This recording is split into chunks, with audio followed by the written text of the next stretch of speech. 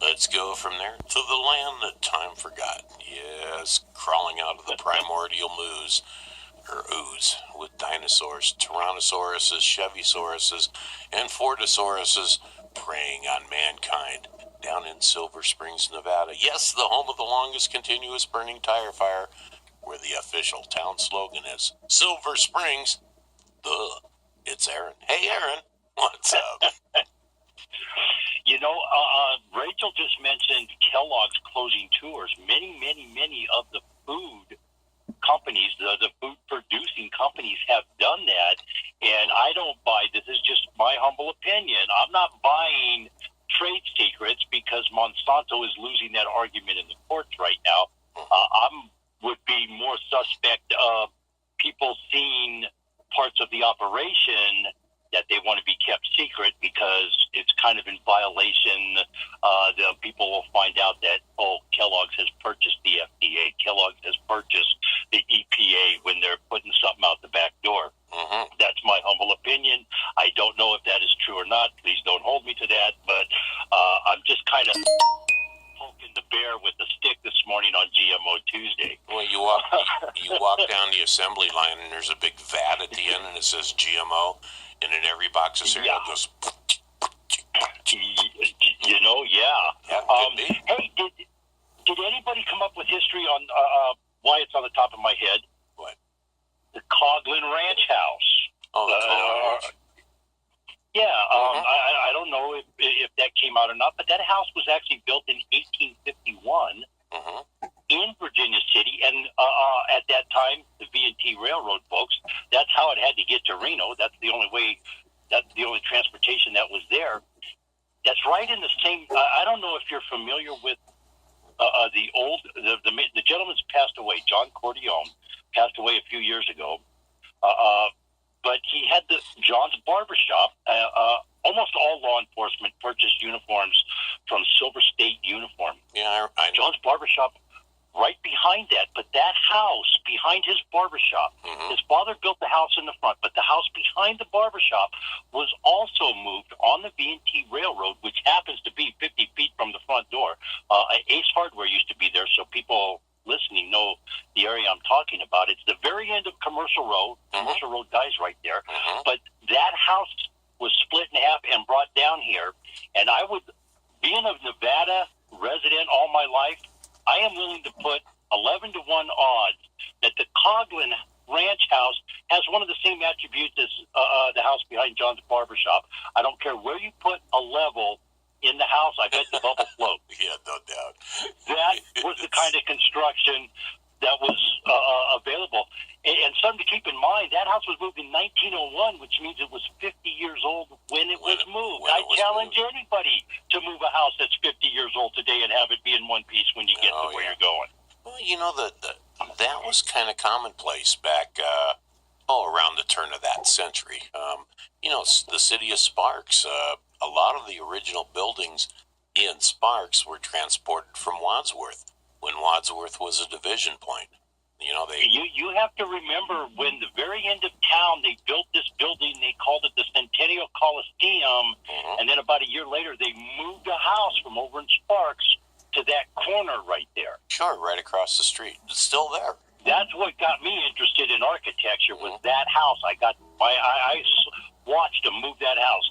When we saw what they were doing, my dad said something to me, and he took me to watch them put it up on the trailer, move it all the way where it was, take it. I was just like, wow, that's just cool. That's just really cool. How do I'd never heard of moving a house before. Actually, I'm thinking maybe it's not there. Maybe it's down farther on South Virginia now, because I think that became a parking lot for the Atlantis.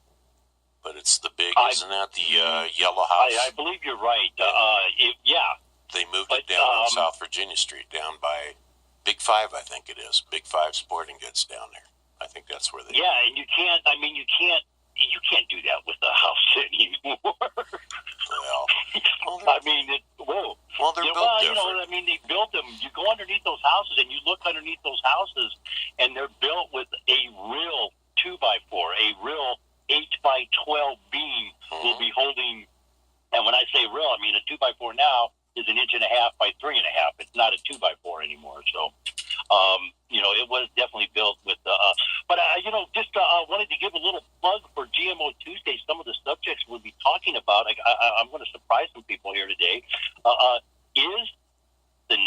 GMO verified project? Are they pulling a page out of Monsanto's propaganda playbook?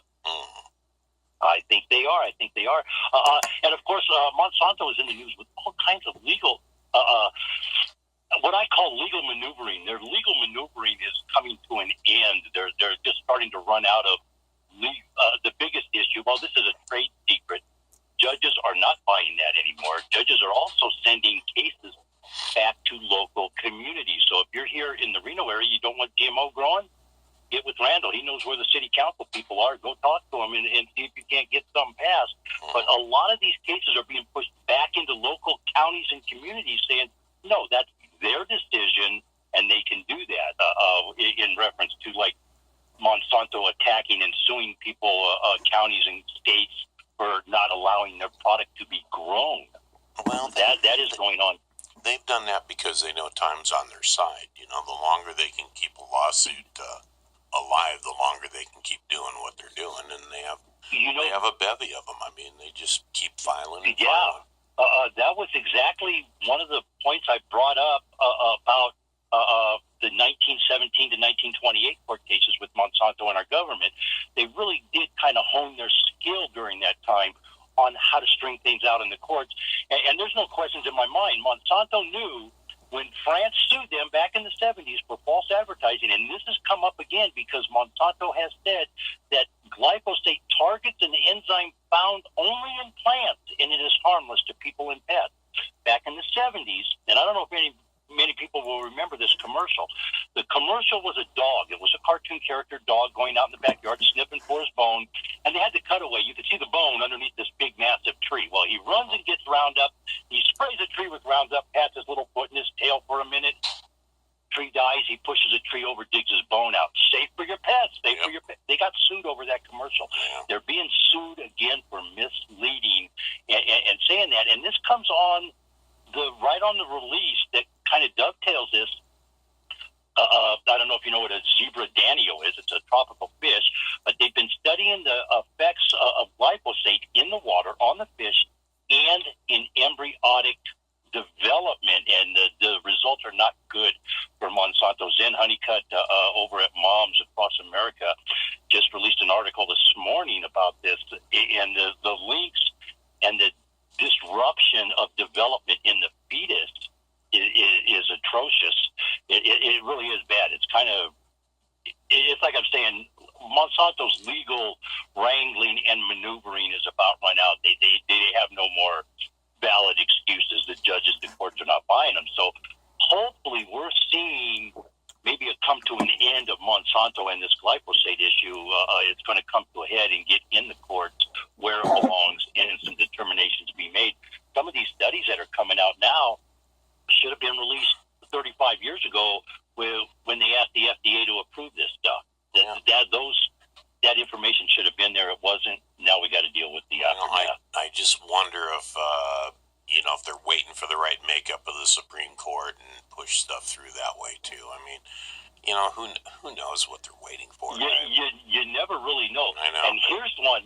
Here's the teaser on my commentary today. I spoke with the neurosurgeon. Glyphosate on the nervous system. You're going to have to tune in to find out what the results were. It'll surprise you. Yeah, I can imagine. I can only imagine. It's like, I saw when they were the cigarette things when they were under fire and low tar, low nicotine, blah blah blah blah. I saw a film.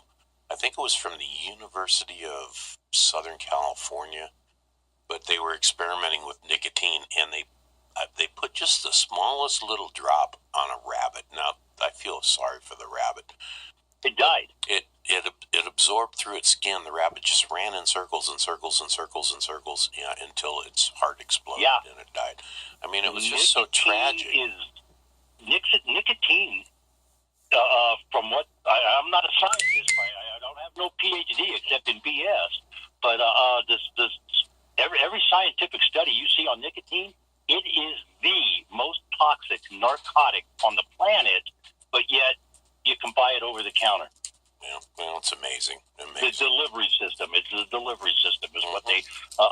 When you start looking at when the tobacco industry was fighting their court cases, and of course, right out of the propaganda Monsanto. The same people that wrote policy for them are writing for Monsanto. A lot of people are not aware of that element. The same PR companies that promoted tobacco and how glamorous it was and how safe tobacco was are the same people promoting glyphosate, ladies and gentlemen. That ought to tell you something right there. Well, even doctors would smoke on TV ads and say, yes, the Viceroy, low tar, low nicotine, the healthy cigarette. Yeah, think about that. Yeah. Wow. Yeah. Well, Aaron, it's unbelievable. How do we contact you at Holiday? 775-230-9915. Some really intense stuff coming in on property preservation for Thursday, folks. On that World Wide Web, it's www.alladayllc.com. Going to be a great day, folks. Let's have a good time. Hey, let's all be safe out there. Nice. Thanks. That's Aaron out actually at the Wynema Ranch. Today is GMO Tuesday, so check it out, Alladay LLC. And I believe he has a podcast that comes out today. Go online, follow him at Alladay LLC. This is AM News. We're going to take a quick break, pay some bills, but we'll be right back. Healthcare is a phrase that gets tossed. Hey, yesterday's show. Little under the weather today. I'm not feeling up to getting on. I'm actually going to go back and lay down this morning. It's a little early here. It's not even 7 a.m. yet. But hey, I want to promote a little bit tomorrow about Property Preservation Thursday. Preservation Thursday, ladies and gentlemen. Tomorrow.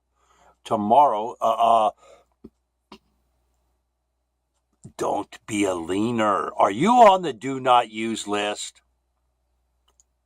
I'll bet we are. I don't know if that's really something to laugh about or be proud about or anything like that. However, another example of control in the property preservation industry, ladies and gentlemen, and it is something that has to be talked about. Here's my plan going forward. I'm going to tag everybody on this. Tomorrow I will talk more about this, but we're going to start interviewing the board of directors for this new organization called IFAS, International Association of Field Service Technicians. And I'm going to send this to Mr. Miller over there. This might be the opportunity for NEMFS to save a little face. I don't know. But to be fair to everybody in the industry, we know there's going to be problems. We know there's going to be an employee independent contractor issue. As I move along with IFAST, I want to take the board of director counterpart with NAMFS, allow them the same opportunity to present their little bio. We can go steal their bio. It's on the website. But so we kind of got a little information about them. We don't have information on the new kids on the block. Let's get that information out there for everybody to look at. Let's also do this. We're going to come up with an industry-specific question for each position on the board of directors for each organization. They both get to answer that question. They want to get together and answer it together with each other. That's their business. I don't really care. But I think that would give labor, I am labor, you are labor, we are labor, an opportunity to make a decision based on facts presented to them. Surprise. I hope I'm not going to piss everybody off by doing this, but I think, just moi, that is fair. It is balanced. It gives both of these organizations, one claiming to be the leading trade association in the mortgage field service industry,